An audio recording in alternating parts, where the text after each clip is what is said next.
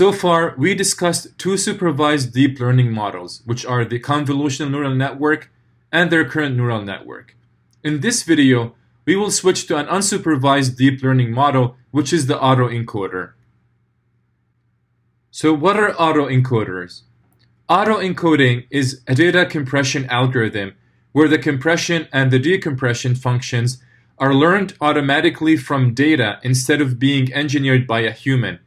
Such autoencoders are built using neural networks. Autoencoders are data specific, which means that they will only be able to compress data similar to what they have been trained on. Therefore, an autoencoder trained on pictures of cars would do a rather poor job of compressing pictures of buildings because the features it would learn would be vehicle or car specific. Some interesting applications of autoencoders are data denoising and dimensionality reduction for data visualization. Here's the architecture of an autoencoder. It takes an image, for example, as an input and uses an encoder to find the optimal compressed representation of the input image. Then, using a decoder, the original image is restored. So an autoencoder is an unsupervised neural network model. It uses backpropagation by setting the target variable to be the same as the input. In other words, it tries to learn an approximation of an identity function.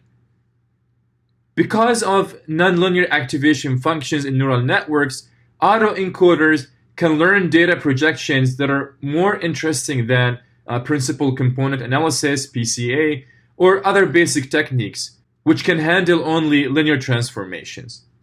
A very popular type of autoencoders is the restricted Boltzmann machines, or RBMs for short. RBMs have been successfully used for various applications, including fixing imbalanced data sets. Because RBMs learn the input in order to be able to regenerate it, then they can learn the distribution of the minority class in an imbalanced data set and then generate more data points of that class, transforming the imbalanced data set into a balanced data set. Similarly, RBMs can also be used to estimate missing values in different features of a data set. Another popular application of restricted Boltzmann machines is automatic feature extraction of especially unstructured data.